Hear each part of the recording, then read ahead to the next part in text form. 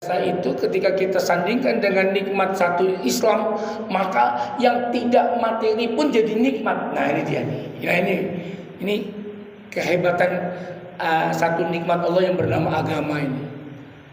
Secara real nggak nikmat Pak. Rumahnya ngapunten, rumahnya biasa saja, kendaraan tak punya, ya toh, pekerjaan biasa-biasa saja. Keluarga, anak-anak ya biasa-biasa saja.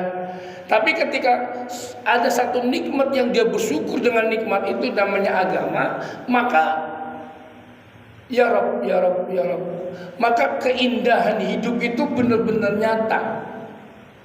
Kehidupan itu benar-benar nyata. Maka konsepnya akan sampai kepada baiti jannati, rumahku surgaku. Coba bayangin Bapak Ibu dalam hati Allah, ketika kita berpikir gitu ya, kehidupan kita dengan dibanding dengan kehidupan baginda Rasulullah SAW jauh amat sangat. Dengan bagaimana kesederhanaannya Rasulullah SAW sebagai pemimpin umat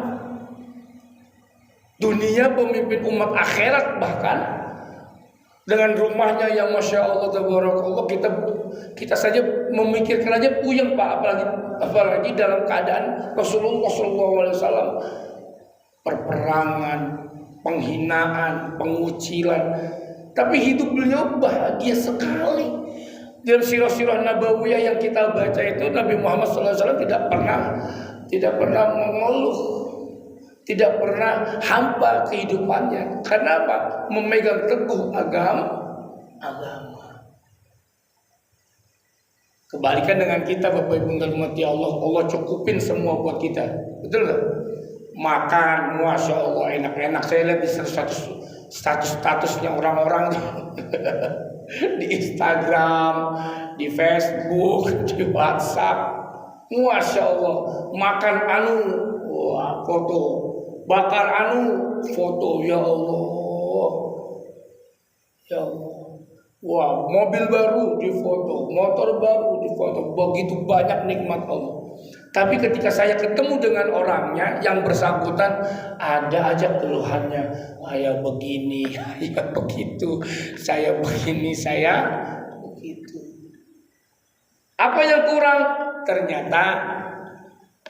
Ternyata di dalam nikmat-nikmat itu tidak dibarengi dengan agama.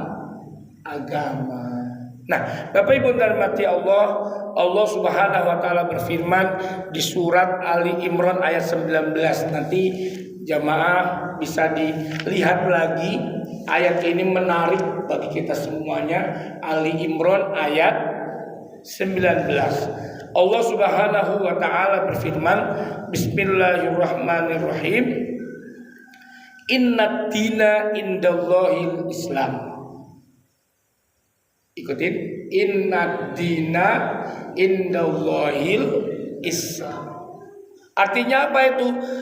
Sesungguhnya agama yang berada di sisi Allah, Allah Subhanahu wa taala ridho atas agama itu, yang dianut, yang dipercayai dan diyakini oleh hamba-hambanya.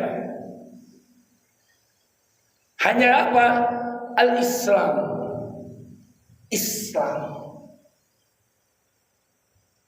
Allah Rabbul Jalal, Tuhan semesta alam ini menciptakan satu sarana yang luar biasa untuk hamba-hambanya. Untuk apa? Untuk hidup tenang, yang bernama agama ad-dina.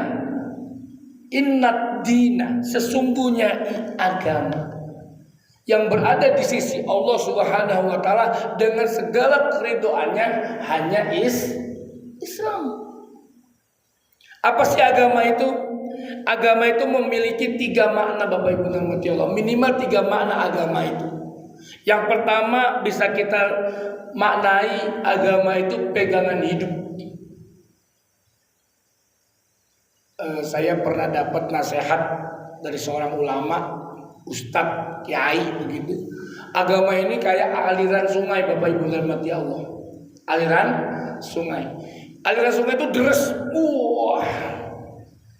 Nah, kalau kita tidak punya pegangan, maka kita akan terbawa, tergiras dengan aliran-aliran sungai yang deras itu sampai nanti kemana entah tahu kemana. Tapi ketika kita bisa memegang sesuatu yang bisa tertahan, entah ranting, entah rumput, entah dahan, entah apa, maka kita akan stay di situ. Kita tidak terbawa arus, maka hidup sama dengan aliran sungai yang deras. Maka agama makna pertama adalah pegangan hidup. Yang kedua apa? Rambu-rambu pengatur hidup. Makna agama itu rambu-rambu pengatur hidup. Ada halal, ada haram, ada boleh, ada tidak boleh. Nah ini yang dimaui oleh agama adalah kita mampu berpikir. Kita mampu berpikir. Karena apa? Ada rambu-rambunya. Kalau diibaratkan ini adalah kalau mau selamat dalam perjalanan ikutin rambu-rambu lalu lintas. Nah dalam kehidupan itu ya ikuti rambu-rambu agama. Lalu lintas itu ada apa sih? Lampu merah, lampu hijau, lampu kuning. Bayangin Pak kalau nggak ikut rambu-rambu, apa yang terjadi? Selesai urusan. selesai urusan. Rambu-rambu harus ada. Merah berhenti, hijau jalan, habis lagi apa? Kuning hati-hati. Nah ya, coba bayangin kalau merah hajar terus, selesai Pak. Pokoknya udah. Atau dari hijau kita berhenti aja, ditabrak dari belakang, pergi ya. Maka kehidupan itu bagikan ada rambu-rambunya. Hidup beragama itu hidup dengan penuh rambu-rambu.